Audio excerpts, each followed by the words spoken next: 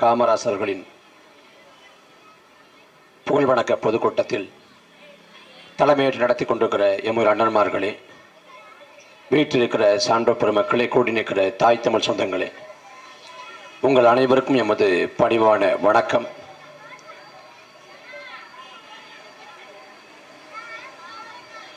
மன்னராட்சி முறை வீழ்த்தப்பட்டு இந்த நாட்டில் மக்களாட்சி பிரகடனம் செய்யப்பட்டது. மக்களாட்சி என்றால் அமெரிக்காவின் முன்னாள் ஜனாதிபதி ஆபிரகாம் லிங்கன் மக்களால் மக்களுக்காக மக்களை நிறுவுகிற ஆட்சிதான் மக்களாட்சி என்று வரையறை செய்கிறார். அந்த மக்களாட்சியில் மக்களுக்கு இருக்கக்கூடிய ஒரே அதிகாரம் வாக்கு மட்டும்தான். 5 ஆண்டுக்கு ஒரு முறை தேர்தல் வரும். அந்த தேர்தல் நாளன்று அதிகாலை எழுந்து போய் வாக்குச்சாவடியை நோக்கி முன்னேறி வரிசையில் நின்று அந்த நொடிப்பொழுதில் நாம் இடுகிற முத்திரை தான் நமக்கான அதிகாரம். நாம் வாக்கு செலுத்தி முடித்த பிறகாக நமது அதிகாரம் இன்னொருத்தருக்கு கடத்தப்பட்டுரும். நமது வாக்கை பெற்று ஒருவர் சட்டமன்ற உறுப்பினராக, பாராளுமன்ற உறுப்பினராக மாறிவிடுவார். ஆனால் நாம் தேர்ந்தெடுத்த சட்டமன்ற உறுப்பினர் சரியாக செயல்படவில்லை என்றால் நாம் அவரை திரும்ப பெற முடியாது. லட்சக்கணக்கான மக்கள் ஒன்று கூடி போராட்டம் செஞ்சு, நான் தவறாக ஒரு சட்டமன்ற உறுப்பினரை தேர்ந்தெடுத்து விட்டேன், நான் வாக்குகளை திரும்ப பெற விரும்புகிறேன் என்று போராடினாலும் திரும்ப பெற முடியாது. கோடிக்கணக்கான மக்கள் சாலை இறங்கி தர்ணா போராட்டம் செய்தாலும் முதலமைச்சராக ஒருவர் தேர்ந்தெடுக்கப்பட்டு விட்டால் 5 ஆண்டு காலத்துக்கு அவர்தான் மாற்ற முடியாது. நாம் கடைகளில் போய் பொருள் வாங்குறோம். பொருள் வாங்குறப்ப என்ன சொல்றான், இந்த பொருளுக்கு 3 மாத காலம் உத்தரவாதம் இருக்கு, கேரண்டி இருக்குங்கிறான். 3 மாத காலம் கேரண்டி, 6 மாத காலம் கேரண்டிங்கிறேன். பிரீத்திக்கு நான் கேரண்டிங்கிறேன். இங்க பிரீத்திக்கு கேரண்டி இருக்கு, எடப்பாடி கேரண்டி இருக்கா, ஸ்டாலினுக்கு கேரண்டி இருக்கா? எதுவும் இல்லை. இந்த ஆட்சி தரமாக இருக்கும், சிறப்பாக இருக்கும், மக்களுக்கானதாக இருக்கும் என்று எந்த உத்தரவாதமும் இல்லை. ஒரு பொருள் தரமற்று இருந்தால் சம்பந்தப்பட்ட அந்த விற்பனையாளரிடம் போய் நாம் முறையிட முடியும். இல்லை என்றால் நாம் நீதிமன்றம் போகலாம், நுகர்வோர் நீதிமன்றம் போகலாம். இந்த பொருள் தரமாக இல்லை, அதற்கான இழப்பீட்டை கொடுங்கள் என்று நாம் வழக்கு தொடுத்து சட்ட போராட்டம் நடத்தி நமக்கான இழப்பீட்டை பெற முடியும். ஆனால் நாம் தேர்ந்தெடுத்த இந்த ஆட்சி அதிகாரம், ஆளக்கூடிய ஆட்சியாளர்கள் தரமா இல்லை, சரியான ஆட்சி இல்லைன்னா எந்த நீதிமன்றத்திலையும் போய் முறையிட முடியாது, எந்த இழப்பீட்டையும் பெற முடியாது. இதான் யதார்த்தம். தேர்தல்னா நம்ம காசை வாங்கிட்டு திமுகவுக்கோ அதிமுகவுக்கோ போட்டுருவோம். ஏன்னா யார் என்ன ஆக போகுதுன்னு மக்கள் மனதில்லை. அன்பான சொந்தங்களே, நாம் போராடி சுதந்திரம் பெற்றோம், எல்லாருக்கும் தெரியும். நாம் சுதந்திரம் போராடி எப்படி பெற்றோமோ அதே போல வாக்குரிமையும் போராடி தான் பெற்றோம். முதல் சட்டமன்ற பொது தேர்தலில் எல்லோருக்கும் வாக்குரிமை இல்லை. யார் படிச்சவங்களோ, யார் பட்டதாரியோ, யார் மிராஸ்தாரோ, யார் பண்ணையாரோ, யார் நிலக்கிழாரோ, யார் சமூகத்தில் செல்வாக்கப்பட்டவரோ அவருக்கு மட்டும்தான் வாக்குரிமைங்கிற நிலை இருந்தது. போராட்டம் நடத்தி, பலகட்ட போராட்டம் நடத்தி, ஜனநாயக முறையில் அழுத்தம் கொடுத்து எல்லோருக்கும் வாக்குரிமைங்கிற நிலை உருவாக்கப்பட்டது. அப்படி போராடி பெற்ற உரிமை வாக்குரிமை. அந்த வாக்குரிமையின் மகத்துவத்தை உணர்ந்திருக்கோமா? ஆளக்கூடிய ஆட்சியாளர்கள் இன்னும் 10 மாதம் தான் இருக்கு தேர்தலுக்கு, சட்டமன்ற பொது தேர்தலுக்கு. ஐயா ஸ்டாலின் போன வாரம் ஓரணியில் தமிழ்நாடுன்னார். இப்ப இந்த வாரம் உங்களுடன் ஸ்டாலின், அந்த பக்கம் ஐயா எடப்பாடி, தமிழகத்தை காப்போம், மக்களை மீட்போம் அவரும் கிளம்பிட்டார். தேர்தலுக்கு 10 மாதம் இருக்கு. இப்பதான் மக்களை நோக்கி வர்றாங்க, சந்திக்கவே வர்றாங்க.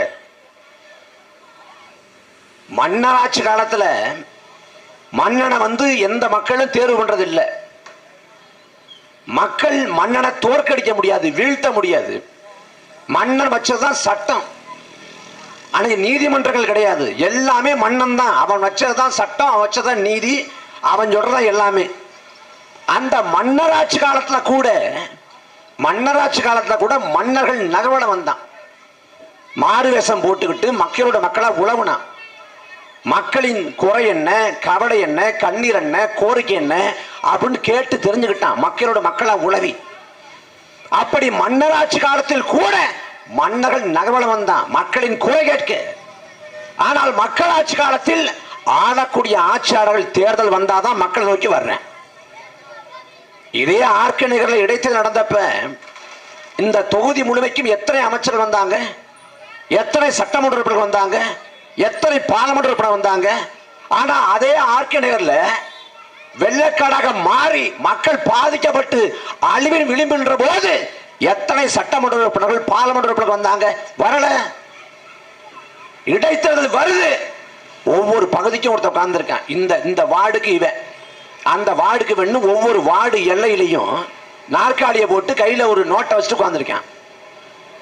இங்க எத்தனை வாக்கு இருக்கு, இந்த வாக்கை எப்படி பெறலாம், அதுல எத்தனை வாக்கு இங்க இருக்கு, எத்தனை பேர் வெளியூர்ல இருக்காங்க, வெளிநாட்டுல இருக்காங்க, எல்லாம் கையில இருக்குது.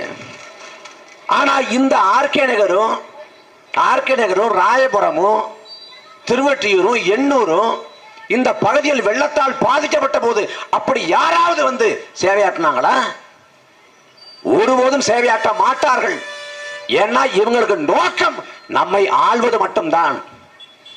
நாம் நன்றாக வாழ வேண்டும், நலவாழ்வு பெற வேண்டும் என்ற நோக்கம் துளியளவும் இல்லை.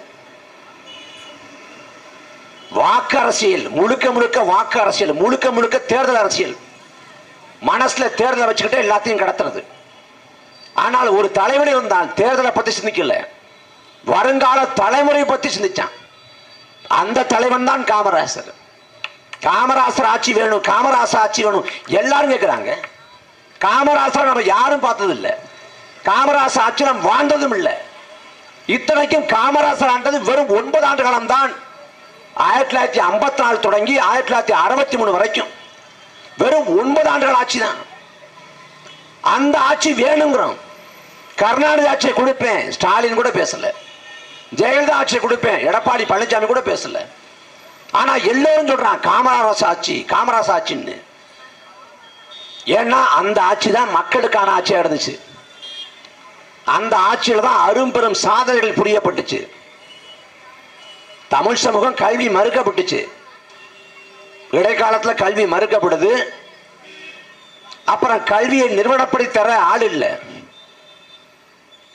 அந்த சமயத்தில் பெருந்தலைவர் காமராசர் வந்தார், அதிகாரத்துக்கு வந்தார். 1000 ஆண்டுகால தமிழ் சமூகம், சோழர் காலம், பிற்கால சோழர் காலம், பாண்டியர் காலம், களப்பர் காலம், நாயக்கர் காலம், சங்க காலம் என்று 1000 ஆண்டு காலத்தில் நிறுவனப்படுத்தி கொடுக்கப்படாத கல்வியை காமராசர் என்ற பெருந்தலைவன் மக்களுக்கு கொடுத்தான். அவன் பள்ளிக்கூடம் கட்டிட்டான். பள்ளிக்கூடம் கட்டி பிள்ளைகள் போகணும், சோறு ஓடணும், நிதி இல்ல, கஜானாவில் காசு இல்ல. அப்ப என்ன சொல்றாரு காமராசர், இருக்கிற வரைக்கும் மக்களுக்கு சோறு போடுங்க, பிள்ளைகளுக்கு சோறு போடுங்க, இல்ல நான் பிச்சை எடுத்து வர்றேன். அவை கூட பாடினா கற்கை நன்றே கற்கை நன்றே, பிச்சை பகனும் கற்கை நன்றேன்னா. பிச்சை எடுத்தாலும் படிலா பேராண்டின்னா. ஆனால் இந்த தலைவன் நம்மை பிச்சை எடுக்க வைக்கல, அவன் பிச்சை எடுத்து நமக்கு கல்வி புகட்டினான். தமிழ்நாடு முழுக்க மாநாடு போட்டார் காமராசர். எந்த மாநாடு போட்டார்? காங்கிரஸ் கட்சியின் மாநாடு போட்டாரா? இல்லை, கல்வி சீரமைப்பு மாநாடு போட்டார். ஒரு மாநாடு 2 மாநாடு 150க்கும் மேற்பட்ட இடங்கள்ல கல்வி சீரமைப்பு மாநாடு போட்டு மக்களை கூப்பிட்டு மக்களோட கடந்தாய்வு செஞ்சு, இந்த பிள்ளைகளுக்கு சோறு போடணும், நீங்க முடிஞ்சதை கொடுங்க, காசு இருக்கவங்க காசை கொடுங்க, காசு இல்லையா அரிசி பருப்பை கொடுங்க, இல்ல வந்து சமைச்சு போடுங்க, இல்ல அதுவும் முடியலையா விறகாவது கொடுங்கன்னு மக்கள்கிட்ட கையேத்தினாரு. பள்ளிக்கூடத்துக்கு மேஜை கொடுங்க, பெஞ்சு கொடுங்க, ஏதாவது கொடுங்கன்னு மக்கள் துணையோடு 150க்கும் மேற்பட்ட கல்வி சிறப்பு மாநாடுகளை போட்டு ஒட்டு மொத்தமா அன்னைக்கு காலகட்டத்தில் 7 கோடி ரூபாய் மக்களிடம் கையேந்தி 7 கோடி ரூபாய்க்கு திட்டங்களை தீட்டி, முடியாது, வாய்ப்பு இல்லை, இந்த திட்டம் வெற்றிகரமாக அமைவதற்கு சாத்தியம் இல்லை, நிதி ஆதாரம் இல்லை என்று சொல்லப்பட்ட போது அதை சாதித்து காட்டினார் பெருந்தலைவர் காமராசர். என்ன அவருக்கு உயரிய நோக்கம் இருந்துச்சு. பாரதி பாடுறான், அன்னச்சத்திரம் 1000 கட்டணும், ஆலயங்கள் 16,000 நாட்டலும், பின்வரும் தர்மங்கள் யாவும் பெயர் பெற்று விளங்கச் செய்வது ஆங்கோர் ஏழைக்கு எழுத்து வைத்திலேங்கிற அன்னச்சத்திரம் 1000 கட்டி எவ்வளவு நீ சோறு போட்டாலும் 16,000 கோயில் கட்டி நீ புண்ணியத்தை தன்னாலும் அது பெரிய புண்ணியம் இல்லடா. ஒரு ஏழைக்கு எழுத்தறிவித்தல் தான் தலை சிறந்த தர்மம் புண்ணியம் என்று பாடினான் பாரதி. அந்த பாரதி கூட்டுக்கிணங்க கல்வியை கொடுத்த தலைவன் பெருந்தலைவர் காமராசர். அவர் ஆட்சி காலத்தில் ஒட்டு மொத்தமா தமிழ்நாட்டோட நிதிநிலை அறிக்கையோட மதிப்பீடுங்கிறது 47 கோடி. இன்னைக்கு 4 லட்சம் கோடி. தமிழ்நாடு அரசோட நிதிநிலை அறிக்கையோட மதிப்பீடு 4 லட்சம் கோடி. 4 லட்சம் கோடி இன்னைக்கு. அன்னைக்கு இருந்தது ஒரு 47 கோடி தான். அவர் ஆட்சி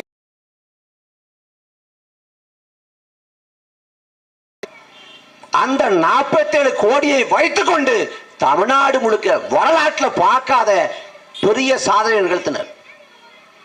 தமிழ்நாடு முழுக்க அணை கட்டப்பட்டிருக்கா எல்லாம் காமராசர் அதிமுக ஆட்சி காலத்தில். செல்லூர் ராஜு அப்படின்னு ஒருத்தர் வசந்தர்குள்ள கொடுத்த வீணா போன தெர்மோகோலாட்டை அள்ளிட்டு போய் வைகை அணையில போட்டுட்டு நீர் ஆவியாகிறத தடுக்க போறேன். ஒரு தலை சிறந்த திட்டம். நாசா விஞ்ஞானிகள் சொன்னாங்க இந்த திட்டத்தோட ஒட்டுமொத்த மதிப்பீடு 10 லட்சம். இந்த வீணா போன தெர்மோகோலாட்டை 10 லட்சம்.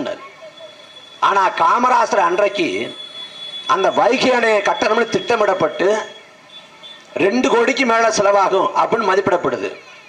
2 கோடிக்கு மேல ஆகும் மதிப்பிடப்பட்டு 25 லட்சத்தை மிச்சப்படுத்திட்டாரு. எவ்வளவு திட்டம் மதிப்பீடோ அதை விட 25 லட்சம் மிச்சப்படுத்திட்டாரு. மிச்சப்படுத்த தொகையில பக்கத்துல ஒரு பூங்கா கட்டிட்டாரு. என்னைக்கு நான் அணையே கட்டாம ஒட்டு மொத்தமா ஆட்டையை போட்டு உட்கார்ந்துருப்பேன். தன் தாயை பக்கத்துல சேர்த்துக்கலங்க. தன் தாயை யோசிச்சு பாருங்க. அவருக்கும் திருமணம் பண்ணும் ஆசை இருந்திருக்கும். திருமணம் பண்ணலாம் யோசிக்கிறாரு. நாடு விடுதலை படைய பெறட்டும், விடுதலை அடைஞ்ச பிறகு பார்த்துக்கலாம் அப்படின்னு தள்ளி போடுறாரு. அதுக்குள்ள வயசாயிருது. இனிமே என்ன பண்ண போறோம், இந்த மக்களுக்காக வாழ்ந்து செத்து போகணும்னு முடிவு பண்ணி மக்களுக்காக சாகுறாரு. அந்த தலைவன் கடைசி வரை தன் தாயை தன்னோடு சேர்த்துக்கல. வீட்டில் அவர் தங்கச்சி தன்னோட வச்சிருந்திருக்கலாம். சென்னையில் தன் தாயை சென்னையில் வந்து வச்சிருக்கலாம், தன்னோட தங்க வச்சிருந்திருக்கலாம். ஆனா ஒருபோதும் செய்யல. ஏன்னா தாயை தன் பக்கத்தில் வச்சுக்கிட்டோம்னா, தன் வீட்டில் வச்சுக்கிட்டோம்னா தாயை பார்க்கணும் சொந்தக்காரன் வருவான். சொந்தக்காரன் வீட்டில் உட்காருவான். அவன் தொலைபேசி எடுத்து 4 பேருக்கு அழைப்ப போடுவான். அப்ப தேவையில்லாத சிக்கல் வரும். அதிகாரம் தவறாக பயன்படுத்தப்படும் என்று சொல்லி தன் தாயை தன்னோடு சேர்க்கல. அவர் தங்கச்சி மகன்களுக்கு பேரன்களுக்கெல்லாம் கல்யாணம் பண்றப்ப காமராசர் பேரை பத்திரிகையில போடக்கூடாதுன்னு இருக்காது. ஏன்னா எந்த இடத்துலயும் அதிகாரம் தவறா பயன்படுத்தப்படக்கூடாதுங்கிற நல்ல எண்ணம், உயரிய சிந்தனை. அதே போல விருதுநகர்ல தாய்க்கு மட்டும் தனியாக நீர் இணைப்பு கொடுத்த போது தண்ணி பிடிக்க கஷ்டப்படுறாங்கன்னு சொல்லிட்டு அவர் வீட்டுக்கு நேரடியா தண்ணி பிடிக்கிற அந்த இணைப்பை கொடுத்துட்றாங்க. யாரு? முதலமைச்சரோட தாயாருக்கு. அதுக்கு போய் பார்க்கிறப்ப கோவப்படுறாரு. மற்ற எல்லா தாய்களும் போய் வீதியில தண்ணி பிடிக்கிறப்ப உனக்கு மட்டும் என்ன, அந்த தண்ணி இணைப்பை ரத்து பண்ண சொல்லுங்கிறாரு. முதலமைச்சரின் தாயார் போய் வீதியில் நின்று தண்ணி பிடிச்சா வரலாற்றில் இப்படி செய்தி நம்மளால கேள்விப்பட முடியுமா? இன்னைக்கு கவுன்சிலர் புருஷன் என்ன பாடுபடுத்துறான் தமிழ்நாடு முழுக்க? வார்டு கவுன்சிலரோட புருஷன் என்ன பாடுபடுத்துறான்? வட்ட செயலாளர் என்ன பாடுபடுத்துறான்? ஆனா முதலமைச்சராக இருந்த போதும் கூட எந்த இடத்திலும் அதிகாரத்தை தவறாக பயன்படுத்தல. இன்னைக்கு இருக்காங்கல்ல, தயாநிதி மாறன் மத்திய அமைச்சா இருக்கப்ப அவர் மத்திய அமைச்சராக இருந்ததுக்காக அவருக்கு பல தொலைபேசி இணைப்பு கொடுக்கப்படுது. அந்த தொலைபேசி இணைப்பை போற என்ன பண்றாங்க, பூமிக்கு அடியில கொண்டு போய் சன் தொலைக்காட்சிக்கு கொண்டு போய் பல கோடி இழப்பை எடுத்துட்டாங்க. கேபிளை திருடி அரசு கேபிளை திருடி பல கோடி இழப்பை எடுத்துட்டாங்க. இன்னைக்கு நடக்குது. ஆனா அன்னைக்கு கற்பனைக்கும் எட்ட முடியாத ஒரு வாழ்க்கையை வாழ்ந்திருக்கார் பெருந்தலைவர் காமராசர். முற்றும் துறந்த துறவிகள் ஆதிசங்கரர், பட்டினத்தார் போன்றவங்க, அவங்க எல்லாத்தையும் துறந்தாங்க. பொன்னாசை, பொருளாசை, மண்ணாசை, ஆசை, இன்பம் எதுவுமே இல்லாம துறவர வாழ்க்கை வாழ்ந்தாங்க, துறவர வாழ்க்கை. ஆனால் எல்லாவற்றையும் துறந்த அந்த துறவிகள் கூட தன் தாயோடு இருந்த அன்பையும் பிணைப்பையும் துறக்கல. ஆனால் பெருந்தலைவர் காமராசர் தன் தாயோடு இருந்த பிணைப்பையும் அன்பையும் கூட கொஞ்சம் தள்ளி வச்சு தன் மக்களுக்கு தாய் போல சேவையாற்றினார். அவரை பார்த்து ஒருத்தன் கவிஞன் பாட்டு பாடுறான். பெயர் சொல்ல பிள்ளை இல்லையே உனக்கு, பெயர் சொல்ல பிள்ளை இல்லையே உனக்கு, அதனால் என்ன, பள்ளி செல்லும் பிள்ளைகள் எல்லாம் உன் பெயரைத்தானே சொல்லுகிறதுன்னு. அப்படி வாழ்ந்த ஒரு தலைவன். கற்பனைக்கு விட்டாது இப்படி எல்லாம் வாழ முடியுமான்னு. காமராசர் நேர்மையோடு இருந்தார் நாம் படிக்கிறோம், நாம் வியப்படுகிறோம். இப்படி எல்லாம் நேர்மையா வாழ முடியுமான்னு நீங்க சிந்திச்சு பாருங்களேன். காமராசரோட தங்கச்சி மகனோ அக்கா மகனோ தவறு பண்ணிடுறாரு, அடிதடியில் ஈடுபட்டுறாரு. அவரை கைது பண்ண வேண்டிய சூழல் வருது. காமராசர்கிட்ட போய் சொல்றாங்க, இது மாதிரி தம்பி இது மாதிரி பண்ணிட்டாரு, என்ன பண்றது அப்படின்னு. கொஞ்சம் கூட யோசிக்காம கைது பண்ணி உள்ள போடு, அவன் மேல தவறு இல்லைன்னா சட்டப்பூர்வமா அவன் விடுதலை ஆகட்டும், மற்றபடி எதுவும் தலையீடு பண்ணாதுன்னு சொல்லிட்டு தன் சகோதரியின் மகனை சிறைக்கு அனுப்பினார் பெருந்தலைவர் காமராசர். அக்கா மகனுக்கு மருத்துவ சீட்டு காமராசர் பரிந்துரைக்கவே இல்லை. அவனுக்கு தகுதி இருந்தா அவன் மருத்துவ சீட்டு பெறட்டும், இல்லைன்னா வேண்டான்ட்டு. இப்படியெல்லாம் வாழ முடியுமா? நெறிமுறையோடு, இவ்வளவு அறச்சிந்தனையோடு, இவ்வளவு நேர்மையோடு மக்களுக்கு கொஞ்சம் கூட தடம் பெறலாது வாழ முடியுமா என்று யோசிக்கலாம். அப்படி வாழ்ந்தார் காமராசர், நேர்மையோடு இருந்தார். அதே போல காமராசர் பக்கத்தில் இருந்த ஆட்கள் எல்லாம் நேர்மையோடு இருந்தாங்க. காமராசர் குடும்பம் இல்லை, பிள்ளை குட்டி இல்லை. ஆனா காமராசர் அமைச்சரவை அமைச்சராக இருந்த ஐயா கக்கன் குடும்பம் இருந்துச்சு, பிள்ளை குட்டிகள் இருந்துச்சு, தேவைகள் இருந்துச்சு. ஆனால் கடைசி வரை காமராசர் போலவே நேர்மையாக வாழ்ந்து செத்து போனார். அமைச்சராக இருந்தார், காவல் அமைச்சராக இருந்தார், உள்துறை அமைச்சராக இருந்தார். அந்த கக்கன் பிற்காலத்தில் தேர்தலில் தோத்து போறாரு. தேர்தலில் தோத்து போன பிறகு அரசு பேருந்துல போனாரு முன்னாள் அமைச்சர். கடைசியில் முடக்கு நோயால பாதிக்கப்பட்டு கோட்டக்கல் மருத்துவமனைக்கு சிகிச்சைக்கு போறாரு. காசு முடிஞ்சிருது. அரசு மருத்துவமனை வராண்டாவில் கிடந்தாரு. யாரு? முன்னாள் அமைச்சர் கக்கன். அதே போல காமராசர் அமைச்சரவை அமைச்சராக இருந்த ராமையானூர் ஐயா புதுக்கோட்டையை சேர்ந்தவர், சென்னையில இறந்து போய் புதுக்கோட்டை கொண்டு வருது காசு இல்ல. ஈம சடங்கு, இறுதி சடங்கு பண்ண காசு இல்ல. மக்கள்கிட்ட போய் பிச்சை எடுத்தாங்க. இறந்து போயிட்டா ஈமச்சடங்கு பண்ணணும், காசு கொடுங்கன்னு. காமராசர் அமைச்சரவை அமைச்சராக இருந்தவருக்கு ஈமச்சடங்கு பண்ண காசு இல்லை. அவ்வளவு எளிமை, அவ்வளவு தூய்மை. அதே போல காமராசர் அமைச்சரவை அமைச்சராக இருந்த லூர்தம்மான்னு ஒரு கன்னியாகுமரியை சேர்ந்த ஒரு பெண்மணி, ஒரு பெண்மகள். அவங்க அநாத ஆசிரமத்தில் அனாதை போல இறந்து போனாங்க. தனக்குன்னு எதுவும் சேர்த்து வைக்கல, தனக்குன்னு எதுவும் பதுக்கி வைக்கல, கொள்ளையடிக்கல, அதிகார முறைகேடு. அவ்வளவு உண்மையா வாழ்ந்தாங்க. காமராசர் வாழ்கிற காலத்துல திமுக காரங்க இன்னைக்கு மாதிரியே அன்னைக்கும் அவதூறு பரப்புறாங்க. காமராசர் பெரிய பங்களாவில் வாழ்றாரு, கோடி கணக்கா சொத்து வச்சுக்கிட்டு எளிமை வேஷம் போடுறாரு அப்படின்னு. காமராசர் மறைந்தார், எதுவும் சொத்துன்னு இல்லை. அப்ப எழுதினாங்க அன்னைக்கு, காமராசர் இறந்தார், அவர் வீட்டை உரிமையாளர் எடுத்துக்கொண்டார், அவர் பயணம் செய்த வாகனத்தை கட்சி எடுத்துக்கொண்டது, அவர் உடலை நெருப்பு எடுத்துக்கொண்டது. ஆனால் காமராசர் என்ற பெயரை வரலாறு எடுத்துக்கொண்டது. வரலாற்றில் இப்படி ஒரு தலைவன் வாய்க்கப்பட மாட்டான் என்று நாம் எண்ணி மெய் சிலுக்கிற அளவுக்கு வாழ்ந்த தலைவன் காமராசர். கவியரசு கண்ணதாசன் பாட்டு வர்றாரு காமராசர் பார்த்து, தங்கமே தன்பொதிகை சாரலே சிங்கமே என்று அழைத்து சிறுநாட்டு தாய் தவிர சொந்தம் என்று எதுவும் இல்லை. அவருக்கு மனைவியும் இல்லை, துணைவியும் இல்லை. மாட மாளிகைகள் தோட்டங்கள் எதுவும் இல்லை. கொடநாடு தோட்டம் இல்லை, போயஸ் தோட்டம் இல்லை. ஆண்டுகையில் ஓடி இருக்கும் அதுவும் உனக்கு இல்லையே காமராசன் பாடினார். பிச்சை எடுக்கக்கூடிய, மக்களிடம் கையேந்தக்கூடிய ஒரு பிச்சைக்காரன் கூட கையில ஓடுங்கிற ஒன்ன சொத்தா வச்சிருப்பான். அந்த ஓடு கூட இல்லாம, எந்த சொத்தும் இல்லாம செத்தாக, மக்களுக்கு சொத்தாக செத்து போனிய காமராசன் கவியரசு கண்ணதாசன் வருந்தி பாடினார். அப்படிப்பட்ட தலைவன். அந்த தலைவன் உளவிய நிலம் இந்த நிலம். அதே போல நமது ஐயா ஜீவானந்தம் ஒப்பற்ற மக்கள் போராளி. குடிசையில பிறந்து குடிசையில இறந்து போறாரு. கடைசி வரைக்கும் எளிமை, நேர்மை, தூய்மை, இதை தாண்டி வேற ஒண்ணுமே இல்லை. அப்படி காமராசரும் ஜீவானந்தமும் வாழ்ந்த இந்த நிலம். ஆனா அரசியல் இன்னைக்கு எவ்வளவு பால்பட்டு நிக்குது. எவ்வளவு மோசமா இருக்கு.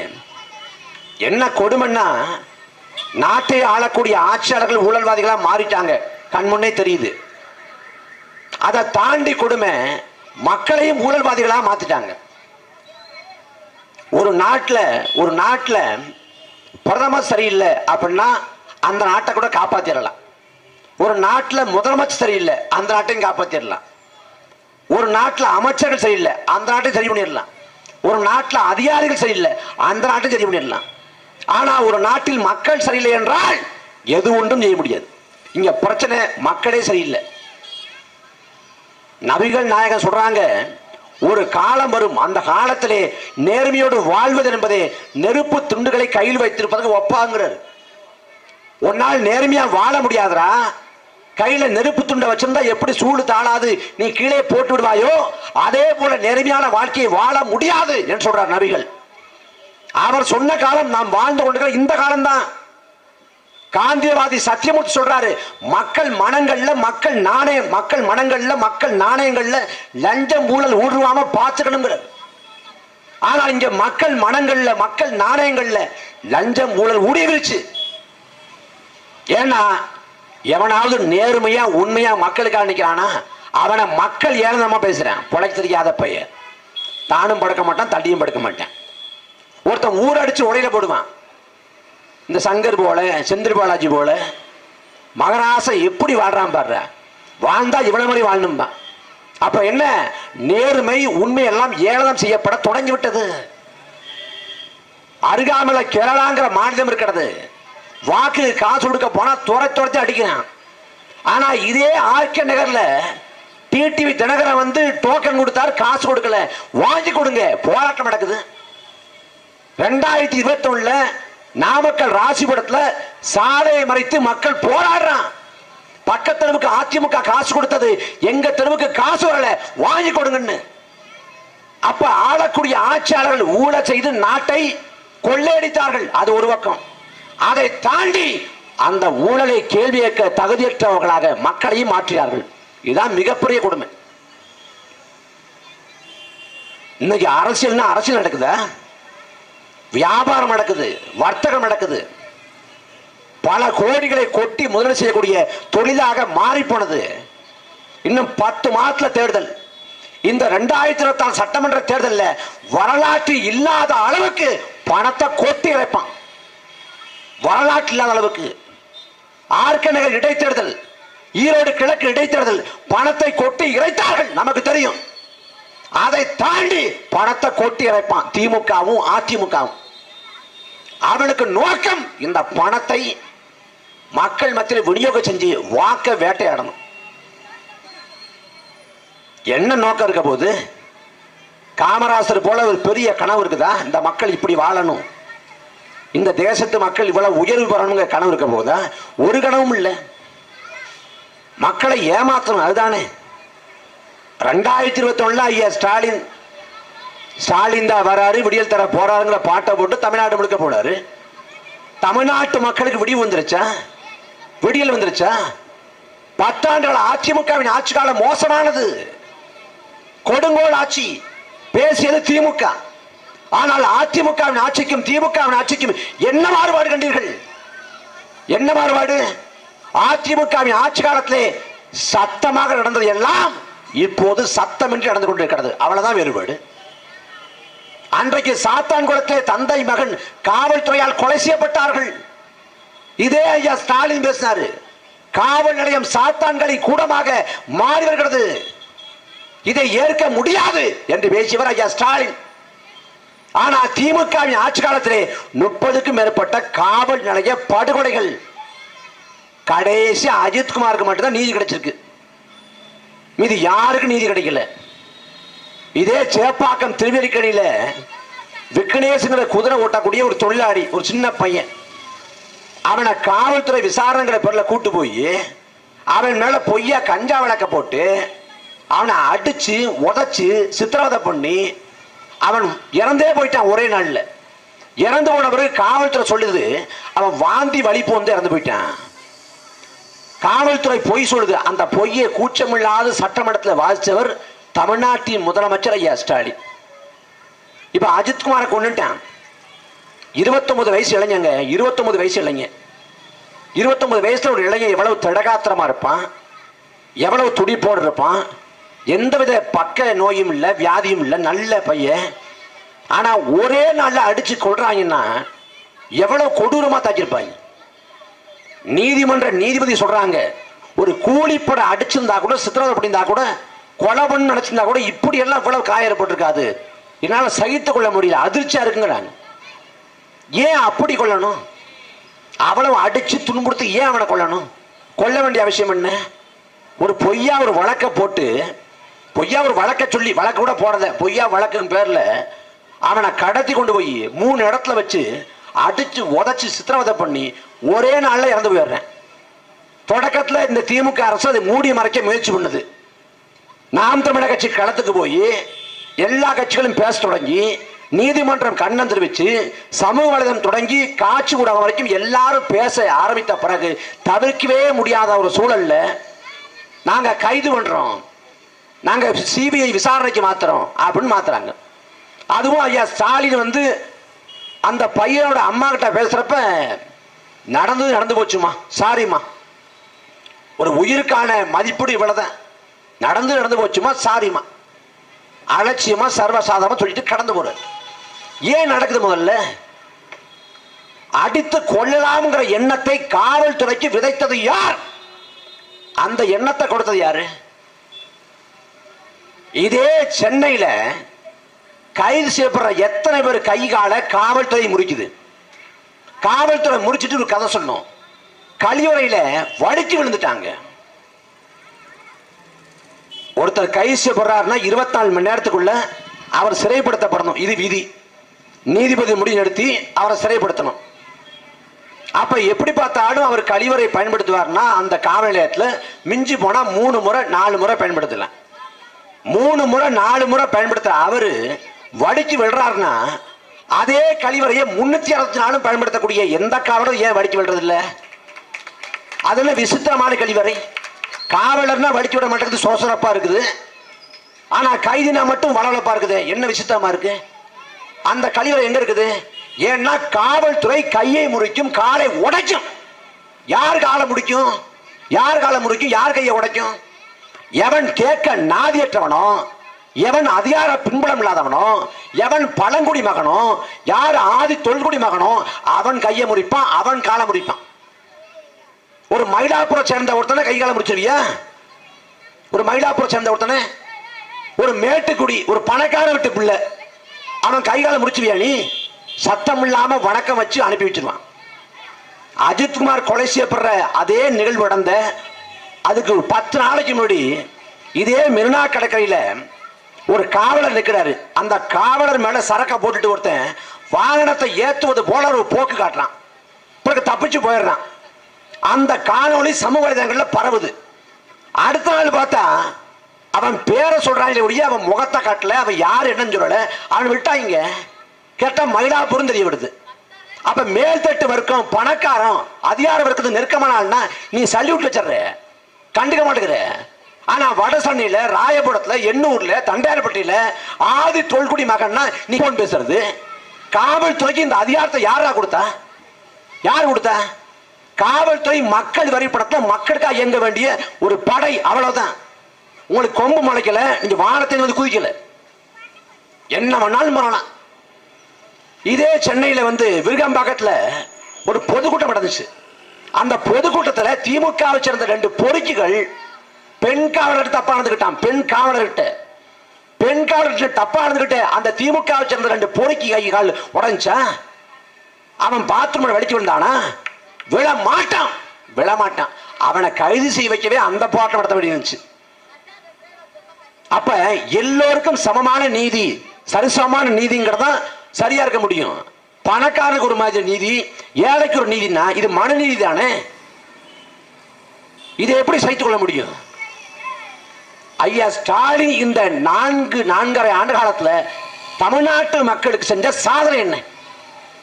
மறுபடி திமுக எதற்காக ஆட்சி அதிகாரத்துக்கு வரணும்? இந்த 4.5 ஆண்டு காலத்துல திமுக செஞ்ச அரும்பெரும் செயல் என்ன சொல்லு? எதுக்காக மறுபடியும் திமுக ஓட்ட போடணும்?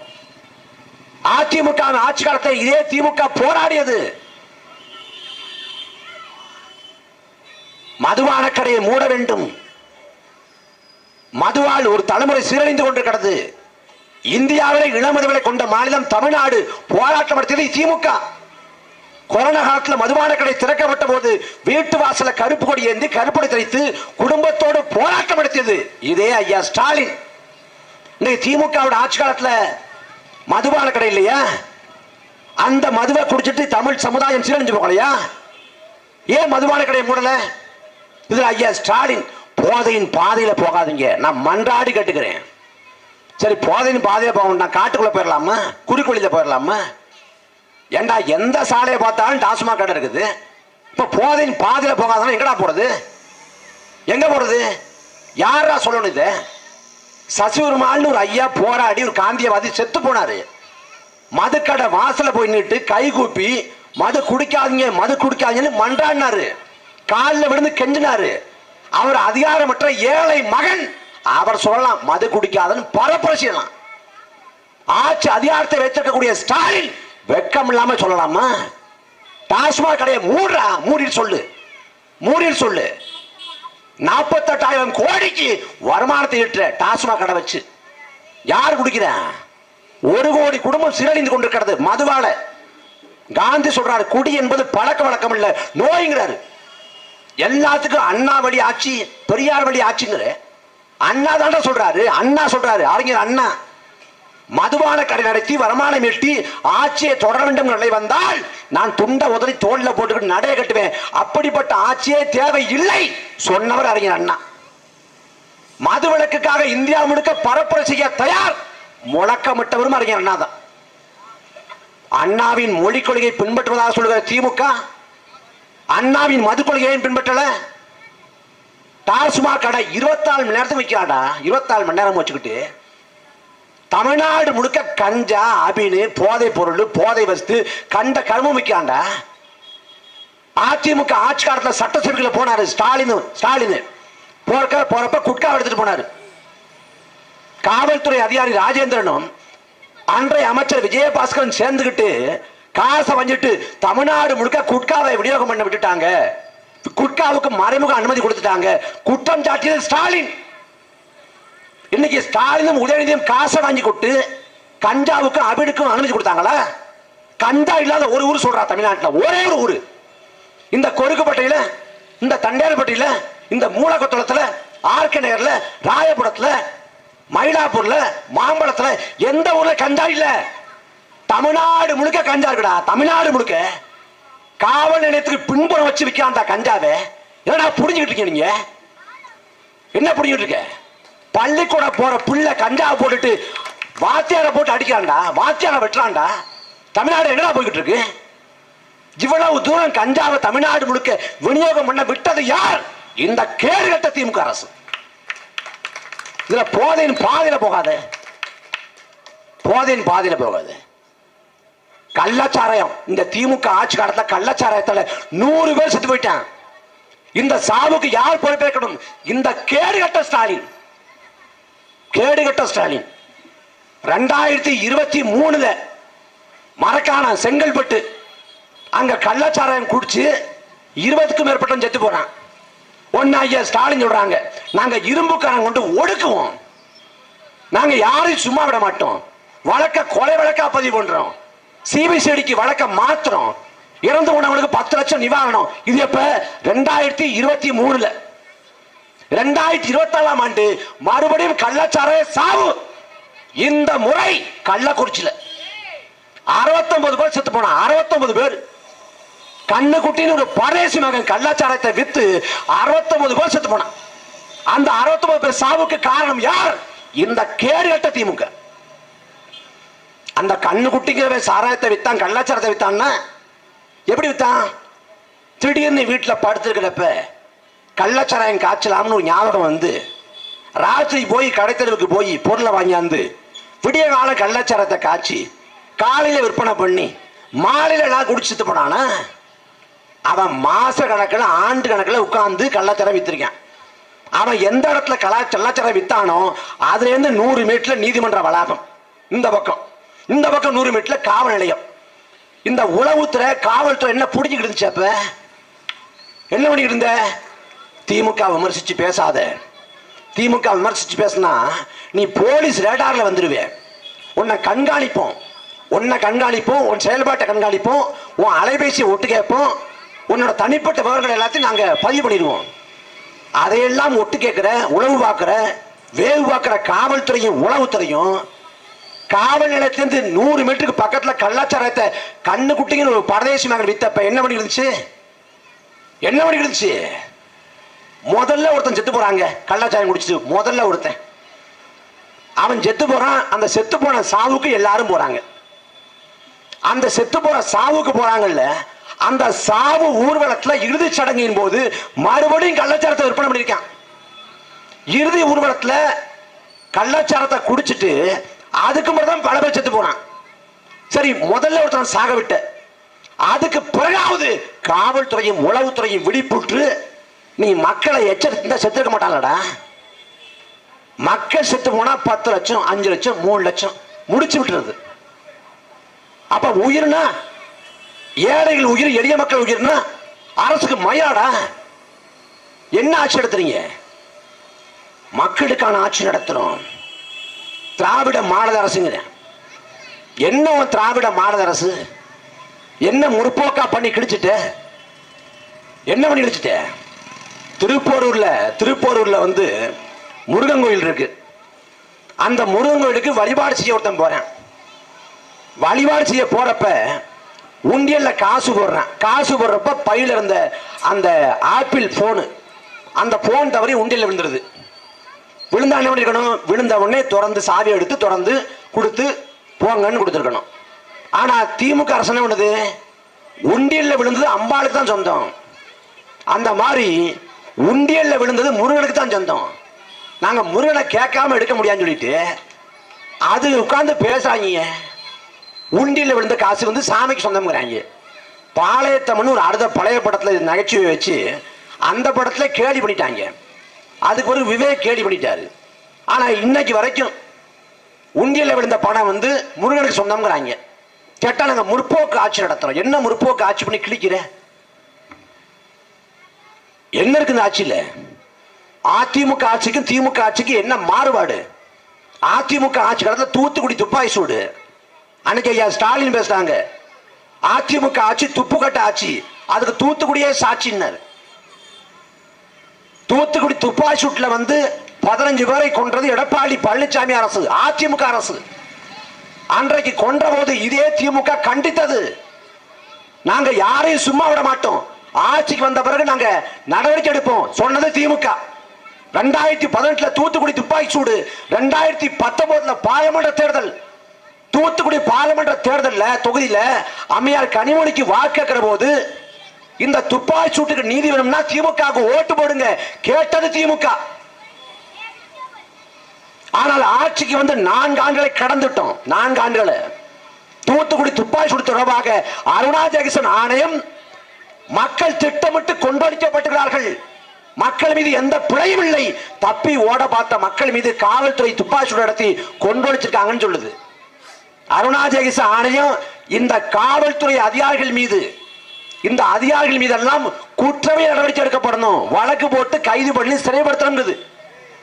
தூத்துக்குடியில மக்களை எவன் கொண்டளித்தானோ அவனை கொலை வழக்கின் கீழே கைது பண்ணணும்னு அருணா ஜெகதீசன் ஆணையம் சொல்லுது. ஆட்சிக்கு வந்து 4 ஆண்டுகளை கடந்தாகிவிட்டது. இதுவரை தூத்துக்குடி துப்பாக்கி சூடு தொடர்புடைய யாரையும் திமுக அரசு ஏன் கைது பண்ணல? ஏன் கைது பண்ணல? எவன் கொலை செய்ய சொல்லி உத்தரவு போட்டானோ அதில் தொடர்புடைய அதிகாரி சைலேஷ்குமார் யாதவ்ங்கிற ஒரு காவல்துறை அதிகாரி. அந்த காவல்துறை அதிகாரிக்கு பதவி உயர்வு வழங்கியிருக்கிறது இந்த கேடுகட்ட திமுக அரசு. இதான் மக்களை பத்தி அக்கறையா? அதிமுக ஆட்சி காலத்தில் 8 வழிச்சாலை திட்டத்தை ஏற்க மாட்டோம், மத்திய அரசின் திட்டம் என்று சொல்லி மாநில அரசு அனுமதிக்க கூடாது, விவசாயிகளை வந்திக்க கூடாது பேசியது ஸ்டாலின். ஆனா திமுக ஆட்சி காலத்தில் அதே 8 வழிச்சாலை திட்டம் அனுமதிக்கப்படுகிறது. பரந்தூர்ல போராடுறான் ஓராண்டுக்கு மேலாக விவசாயிகள். எங்கள் பாட்டன் பூட்டன் காலம் தொட்டு நாங்கள் வாழக்கூடிய நிலம் இந்த நிலம், எங்கள் விவசாய நிலத்தை நாங்கள் பறிகொடுக்க மாட்டோம், எங்களை வாழ விடுங்கள் எங்கள் பூர்வீக நிலத்தை எங்களுக்கு கொடுங்கள் என்று கேட்கிறேன். ஆனால் மக்கள் உணர்வை மதிக்காது, மக்கள் போராட்டத்தை மதிக்காது. பரந்தூர்ல நாங்க விமான நிலையம் அமைச்சே தீர்வோம் சொல்றது இதே திமுக அரசு. இதே எண்ணூர்ல இந்த அம்மோனியா வாயு வெளிப்பட்டு ஒரு நள்ளிரவுல எல்லாருக்கும் இருமல் வருது, எரிச்சல் வருது, வாந்தி வருது, மூச்சு திணறல் ஏற்படுது. போன டிசம்பர்ல நள்ளிரவுல மக்கள் வீட்டை விட்டு வெளியேறாங்க. அந்த நிறுவனத்தின் மீது நடவடிக்கை எடுங்கன்னு நம்ம கோரிக்கை வச்சோம். எடுத்தானா? அன்பான சொந்தங்களே, நச்சு நாசகார திட்டங்களை எல்லாம் கொண்டாந்து எண்ணூர்ல வச்சிருக்கான். எல்லாத்தையும் கொண்டாந்து வச்சிருக்கான். ஒரு 40 ஆண்டுக்கு முன்னாடி 1980களில் மத்திய பிரதேச மாநிலம் போபால்ல இதே போல அன்றாட அலுவல்களை பணிகளை முடிச்சுட்டு மக்கள் உண்டு விட்டு உறங்க போறாங்க.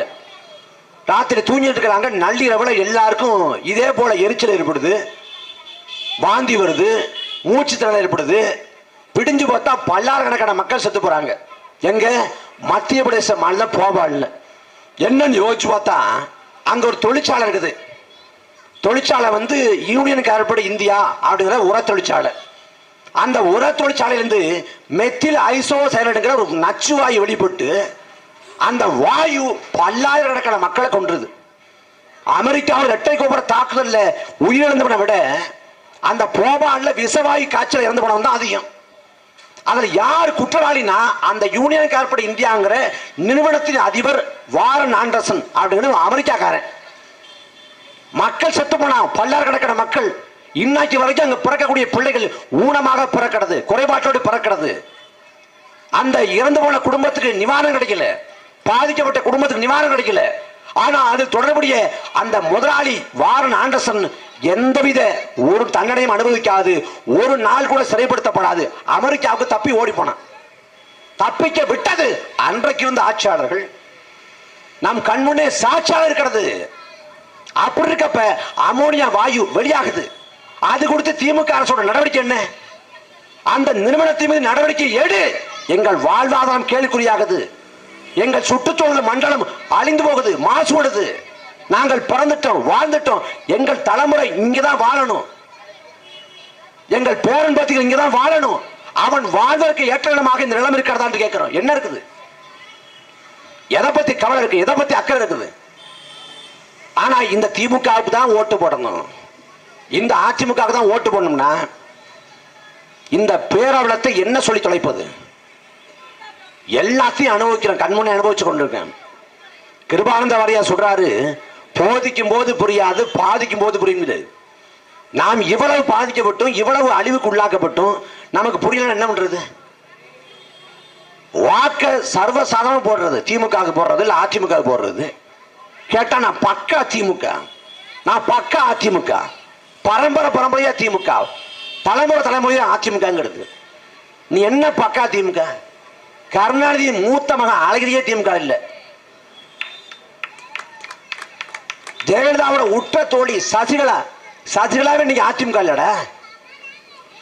நீ திமுக அதிமுக கட்டிக்கிட்டு அழுவுற. நீ மாற்றம் வரணும், நாட்டில் மாறணும், வறுமை போகணும், ஏழ்மை போகணும், பசி பஞ்சம் போகணும், மக்கள் துன்பதினம் போகணும்னா நீ திமுகவை அதிமுகவை விடு. ரெட்டால உதயசூரியனை மறந்தாதான் உன் வாழ்வில் விடிவு வரும், விடியல் வரும், நல்லது நடக்கும். அது வரைக்கும் நீ தேவாலயத்தில் போய் ஜெபிச்சாலும் சரி, பள்ளிவாசல போய் தொழுதாலும் சரி, கோயிலில் போய் நீ பூஜை பண்ணாலும் சரி, எந்த தீர்வும் கிடைக்கப்படுறதில்லை. நீ சிக்கலுக்கு போய் சிக்கல்லாம் தீரணும்னு சொல்லி சிங்கார வேலருக்கு போய் அளவு குத்துனாலும் திமுக ஓட்ட போட்டுட்டு ஒன்றும் ஆகப்படுறதில்லை. நாம் மாற்றி செலுத்தணும், நாம் வாக்கை மாற்றணும்.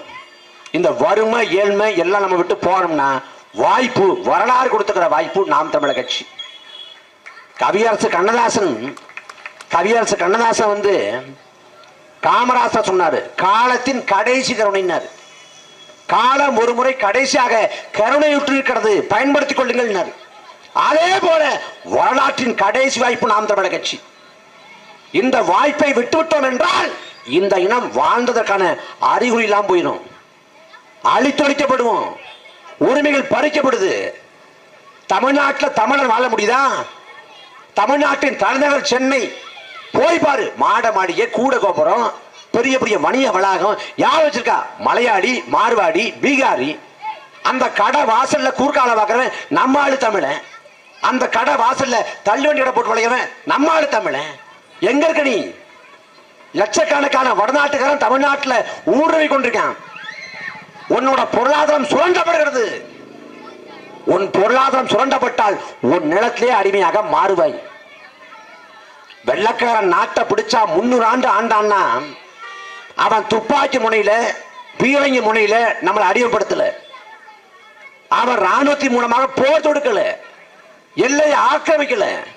கிழக்கிந்திய கம்பெனியை கொண்டு வந்து வணிகம் செஞ்சான் இந்த நாட்டில்.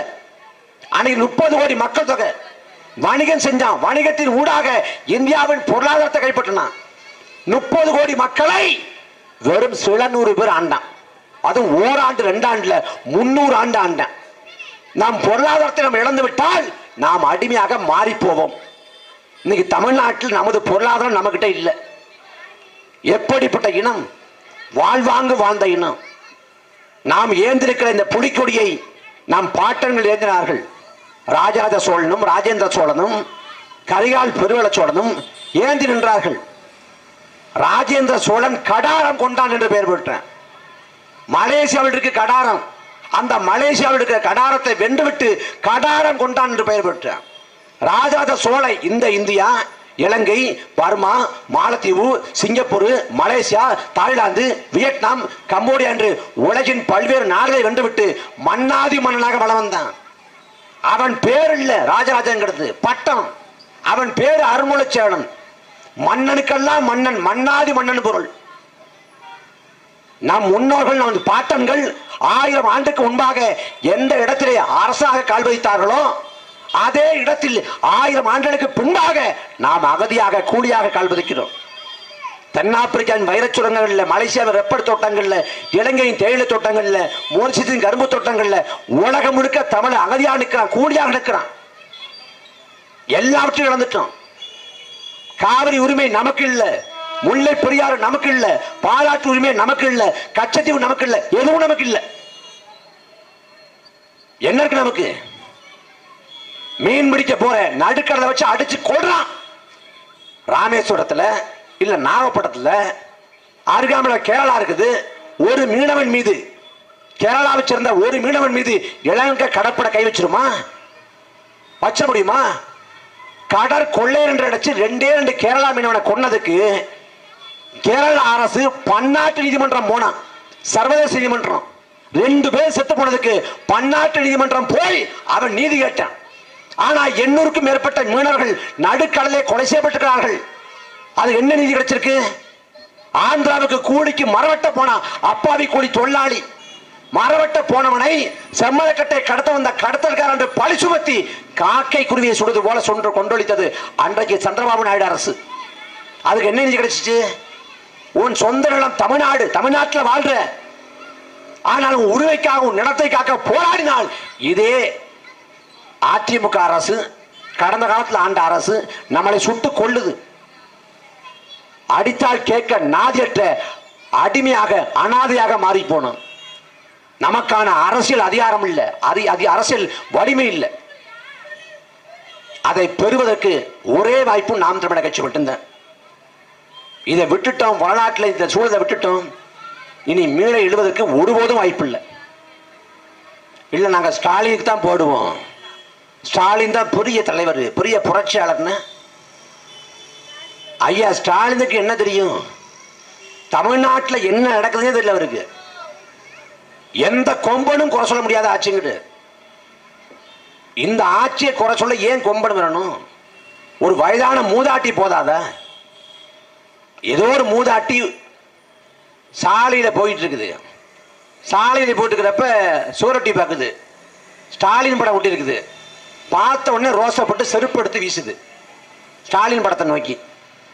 ஏன்னா அதுக்கு அவ்வளவு கோபம், அந்த பாட்டுக்கு நிதானம் விழுந்து அவ்வளவு கோபப்படுது. ஏன்னா அவ்வளவு மோசமா இருக்குது. நீங்க சிந்திச்சு பாருங்களேன், அந்த பாட்டி செருப்படுத்தி வீசின பிறகு அதை ஒருத்தன் காணொலியா பதிவு பண்ணி சமூக வலைதளத்தில் போடுறேன். அவனை பிடிச்சி காவல்துறை விசாரிக்குது. அந்த பாட்டி உனக்கு யாரும் தெரியுமா, உனக்கு அந்த பாட்டிக்கு ஏதாவது தொடர்பு இருக்கா அப்படின்னு. அப்புறம் அந்த பாட்டியை பிடிக்க தனிப்பட எவ்வளவு பெரிய முற்போக்கான அரசாங்கம். அன்பு சொந்தங்களே, இந்த ஆட்சியோட அவலத்துக்கு சான்று என்ன தெரியுமா? நல்லையில ஒரு பேருந்து போயிட்டு இருக்கு. அந்த பேருந்து போறப்ப ஒரு காவலர், கடைநிலை காவலர் ஏறுறாரு, சீருடையோட ஏறுறாரு. ஏறின உடனே நடத்துனர் வந்து பயணச்சீட்டு எடுக்க அப்படின்னு. இல்ல எடுக்க முடியாது, எடுக்காம பயணிப்பதற்கான அதிகாரம் எனக்கு இருக்குங்கிறார். இல்ல எடுத்துதான் ஆகணும் அப்படின்னு அவர் சொல்றார். அந்த நடத்துனருக்கும் காவலருக்குமான அந்த வாய் தகராறு வந்து ரொம்ப போகுது, அதிகமா போகுது. பிறகு ஒரு வழியே இல்லாம படைச்சு எடுத்துட்டு பயணிச்சிடுறாரு. இதை காணொலி காட்சியா வந்து ஒருத்த படம் பிடிச்சிடுறான். படம் பிடிச்சு என்ன பண்றான், அதை சமூக வலைதளங்கள்ல உழவு விட்டுறான். இதை பார்த்த உடனே காவல்துறை என்ன பண்ணுது, எங்க ஆளையை நீ அவமானப்படுத்துவியான்னு சொல்லிட்டு அடுத்த 2 நாள் தமிழ்நாடு முழுக்க பேருந்து நடத்துனர் மீது, ஓட்டுநர் மீது வழக்கு. என்ன வழக்கு? உன் சட்டையில பொத்தான் போடல, உன் மேல வழக்கு. வண்டியை வந்து 2 இன்ச்சு தள்ளி எடுத்திருக்க, உன் மேல வழக்கு. சீட் பெல்ட் போடல பஸ்ல, நீ வண்டியில சீட்டே ஒழுங்கா இல்லைங்க, அது ஏன் பிரச்சனை இல்லை, உன் மேல வழக்கு. இப்படி 2 நாள் வழக்க போடுறாங்க. என்னடா விசித்திரமா இருக்கு, திடீர்னு வழக்க போடுறாங்க. என்னாச்சு? வழக்கமா மாச கடைசியில வண்டியில போறவங்களாம் நிறுத்தி பயணம் போடுவாங்க. இப்ப என்ன பஸ்ஸுக்கே பயணம் போடுறாங்க, ரொம்ப காசு தட்டுப்பாடோ அப்படின்னு நமக்கு சந்தேகம் வந்துச்சு. அப்புறமா தெரியுது அந்த நெல்லை சம்பவம் தான் காரணம். அப்புறம் பார்த்தா அந்த சம்பந்தப்பட்ட காவலரையும் சம்பந்தப்பட்ட நடத்தனையும் கூப்பிட்டு ஒரு மாடியில 2 பேரையும் எதுக்கு நிக்க வச்சு, ஒருத்தன் கேமரால அதெல்லாம் பதிவு பண்ணி, ஒருத்தர் கையில தேநீர் கோப்பை, இன்னொரு கையில தேநீர் கோப்பை, 2 பேரும் தேநீர் கோப்பை நிக்கிறாங்க. நான் உங்களை தப்பா புரிஞ்சுக்கிட்டேன், நானும் தான் தப்பா புரிஞ்சுக்கிட்டேன், நான் அப்படி பேசிருக்க கூடாது, நானும் அப்படி பேசிருக்க கூடாது அப்படின்னு பிரிந்து போன 2 பேரையும், பிரேக்கப் ஆன 2 பேரையும் பேச்சப்பாக்கி விட்டு, கண்கள் பணித்து, இதயம் இனித்து, காதல் கச்சுந்திரிக்கு ஓடி 2 பேரும் கட்டி பிடிச்சி, அதை ஒருத்தன் காணொலி காட்சியா பதிவு பண்ணி, அப்புறம் சமூக வலைதளங்கள்ல உழவு விடுறேன். உழவு விட்டவன என்ன பண்றாங்க, அப்பாடா வழக்கப்புறம் திரும்ப பெரு, எங்கேயும் வழக்க வேண்டாம், போட்ட வழக்குகளை அப்புறம் ரத்து பண்றாங்க. ஆட்சி நடக்குதா, நாடக கம்பெனி நடக்குதாடா? இந்த மாதிரி ஒரு கேவலம் திரைப்படத்தை நடக்குமாடா? திரைப்படத்துல அவ்வளவு கேடுகட்ட ஆட்சி. ஏன்டா தேவையில்லாம வேலை பார்க்குறீங்க? எதுக்கு தேவையில்லாம வழக்க போடுறீங்க? என்ன பிரச்சனை ஒரு முதலமைச்சரால கேட்க முடியாதா? ஒரு முதலமைச்சரால இதை கூட ஒரு முதலமைச்சர் கவனிக்கலன்னா என்ன புரிஞ்சிட்டு இருக்காரு? அண்ணா பல்கலைக்கழக வளாகம், அந்த வளாகத்துக்குள்ள சரித்திர பதிவேடு குற்றவாளி ஞானசேகரன் ஒரு திமுக சேர்ந்த பொறுக்கி அவன் உள்ள போறான். சரித்திர பதிவேடு குற்றவாளி, சாதாரண இல்ல, சரித்திர பதிவேடு குற்றவாளி. காவல் நிலையத்தில் அவன் படம் ஒட்டப்பட்டிருக்கும். அவனை உளவுத்துறை, காவல்துறை கண்காணிக்கணும், இதுதான் விதி. அந்த சரித்திர பதிவேடு குற்றவாளி அண்ணா பல்கலைக்கழக வளாகத்துக்குள்ள பலமுறை போயிட்டு வர்றான். பலமுறை போய் படிக்கிற பெண் பிள்ளையை பாலியல் கொடுமைக்கு உள்ளாக்குறேன். என்ன நோக்கி நியாயமா? அந்த பொறுக்கிக்கு அந்த கல்லூரி வளாகத்துக்குள்ள என்னடா விளங்கி கேட்கணும். ஆனா திமுக என்ன கேட்டான், அந்த நேரத்துல, ராத்திரி நேரத்துல அங்க அந்த பெண்ணுக்கு என்ன விளங்கிக்கிறேன். எவ்வளவு பெரிய அயோக்கியத்தனம்! அந்த ஞானசேகரனுக்கு பின்புலத்தில் இருக்கிறது யார்? யார் கொடுத்த துணிவுல அவன் வன்கொடுமை செஞ்சான்? யார் பின்புலத்தில் இருந்தது? மா சுப்பிரமணியனா, சேகர் பாபுவா, இல்ல அந்த அந்த கோட்டூர் பகுதியை சேர்ந்தவரா? யாரு? இது வரைக்கும் பதில் இல்லை. முதல்ல ஞானசேகரனை காப்பாத்த பார்த்தாங்க, முதல்ல கைது பண்றாங்க, ராத்திரியோட ராத்திரியா கைது பண்ணி வீட்டுக்கு போய் விட்டுறாங்க. சமூக வலைதளங்கள்ல பேசுபொருளாகி காட்சி ஊடகங்கள் பேசி இனி தவிர்க்கவே முடியாத நிலைமை வந்த பிறகுதான் அவனை கைது பண்ணி சிறைப்படுத்திருக்காங்க. எப்படிப்பட்ட ஆட்சி நிர்வாகம்! ஐயா ஸ்டாலின் 2021 சொல்லியிருக்காரு, 2021 உங்களுக்கு ஒரு பிரச்சனை இருக்கா, தமிழ்நாட்டில் பிரச்சனை தீர்க்கலையா, நீங்க முதலமைச்சர் அறையை விட வந்து தட்டலாம். எப்படி? தமிழ்நாட்டில் ஒரு பிரச்சனை இருந்தா முதலமைச்சர் அறையை கூட வந்து தட்டலாம் இருக்காரு. யாரு? ஐயா ஸ்டாலின் 2021. இப்ப முதலமைச்சர் அறையை வந்து தட்டுறதா இல்ல கடப்பார் வச்சு உடைக்கிறத? தமிழ்நாட்டில் அவ்வளவு பிரச்சனை இருக்குது. எதை பத்தி எந்த அக்கறை இருக்குது? ஐயா ஸ்டாலினுக்கு இந்த பிரச்சனைகளை அறிந்து கொள்வதற்கான ஆற்றல் இருக்கா, திறன் இருக்கா? முதல்ல 2021 தேர்தல் சமயத்துல ஐயா ஸ்டாலின் வந்து வீதி வீதிக்கா போறாரு.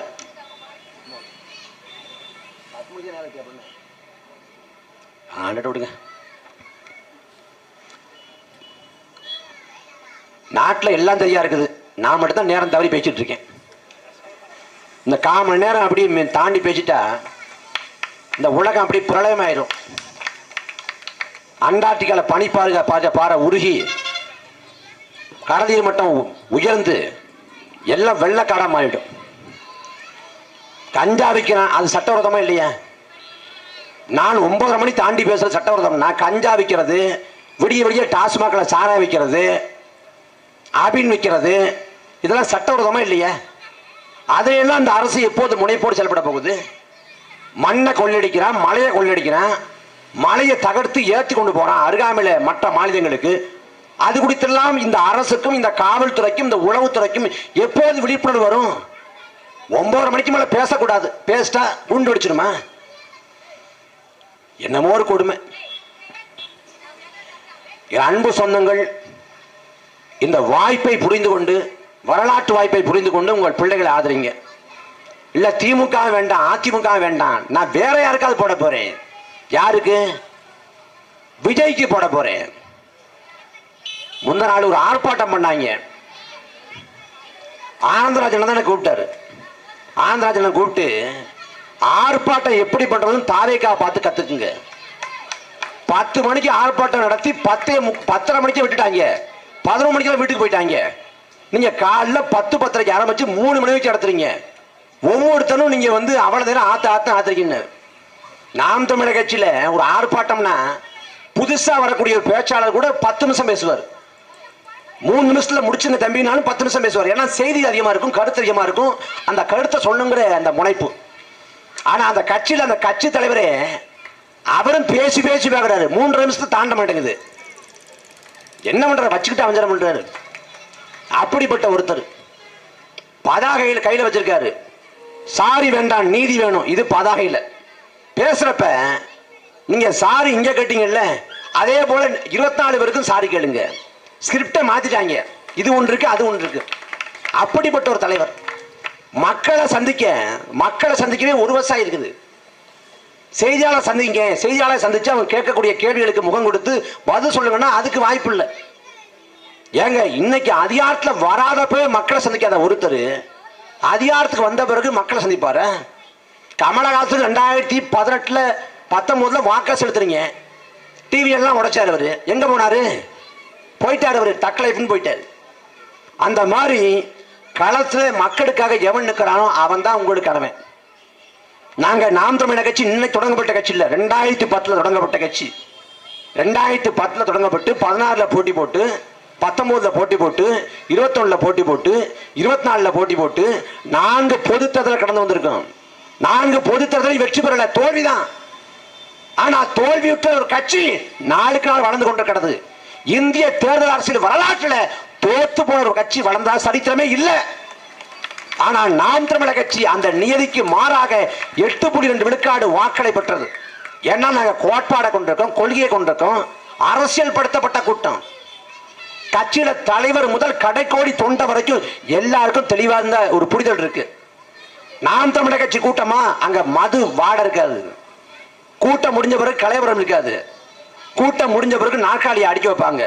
நீங்க தேடி தேடி ஒரு மாநாடு நடக்கக்கூடிய கூட்டத்துல தேடி பார்த்தா கூட ஒரே ஒரு தண்ணீர் அந்த சாராய போத்தல பார்க்க முடியாது. அகவணக்கம் கூட்டம் தொடங்கும். அகவணக்கம் அப்படின்னு சொல்லுவாங்க, அறிவிப்பாங்க.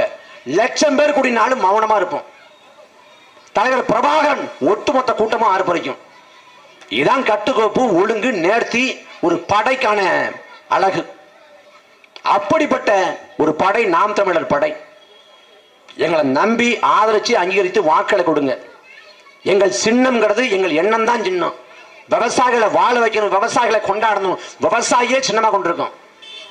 எந்த விவசாய சின்னத்தை பறித்தார்களோ அதே விவசாய சின்னத்தை மீள பெற்றிருக்கோம். சங்க இலக்கியங்கள் விவசாயிகளை கொண்டாடுகிறது. உண்டி கொடுத்தவன் உயிர் கொடுத்தவன் போலன்னு. உணவை படைத்த விவசாயி உயிரை படைத்த இறைவனுக்கு ஒப்பானவன். அந்த விவசாயிகளை போற்றி தொழுவதற்கு வரலாறு கொடுத்துள்ள வாய்ப்பு நாம் தமிழர் கட்சி. 2026 சட்டமன்ற பொது தேர்தல். அந்த பொது தேர்தலில் நாம் தமிழர் கட்சி தனித்து களமிறக்குது. நாம் தமிழர் கட்சி கொண்டிருக்கிற 8.2 விழுக்காடு வாக்களுக்கு குறைஞ்சபட்சம் 500 கோடி கொடுப்பான். 500 கோடி. அந்த பணத்தை எல்லாம் உதிர்ந்து விடக்கூடிய ரோமத்துக்கு சமானம் என்று கருதி அதை அலட்சியப்படுத்தி இந்த மண்ணுக்காக மக்களுக்காக சமரசம் என்ற ஒன்றை செய்யாது இந்த பிள்ளைகள் உறுதியோடு நிற்கிறோம். காலகாலமாக யாருக்கும் வாக்கு செலுத்திய நீங்கள் உங்கள் பிள்ளைகளுக்கு வாக்கை தாருங்கள். நாம் தமிழர் கட்சிக்கு யாரு போட்டி? யாரு போட்டி? ஸ்டாலின் போட்டியா? எடப்பாடி பழனிசாமி போட்டியா? நடிகர் விஜய் போட்டியான்னா நாம் தமிழர் கட்சிக்கு எடப்பாடி பழனிசாமியோ ஸ்டாலினோ விஜயோ போட்டி இல்லை. நாம் தமிழர் கட்சிக்கு போட்டி பெருந்தலைவர் காமராசர்.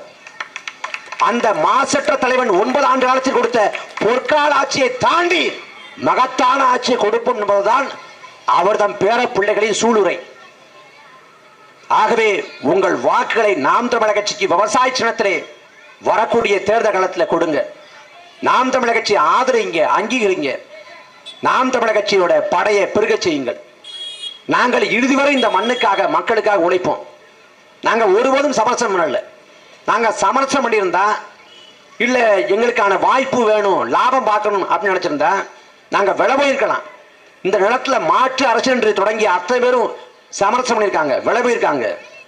வைகோ தொடங்கி, அண்ணன் திருமாவளவன் தொடங்கி, அன்புமணி ராமதாஸ் தொடங்கி, கமலஹாசன் தொடங்கி எல்லோரும் விலை போயிருக்காங்க. ஆனால் கடைசி வரை விலை போகாது, பேரத்துக்கு போகாது, அடக்குமுறை ஒடுக்குமுறைகளுக்கு அஞ்சாது தொடர்ச்சியாக இந்த மண்ணுக்கு மக்களுக்குன்னா நாம் தமிழர் கட்சி களத்தில் நிற்குது. இந்த பிள்ளைகளை ஆதரித்து அங்கீகரித்து ஊக்கப்படுத்துங்கள். அதிகாரத்தை நோக்கி எங்களை அனுப்பி வையுங்கள். நிச்சயமாக இந்த மண்ணுக்காக மக்களுக்காக உழைப்போம். நன்றி, வணக்கம்.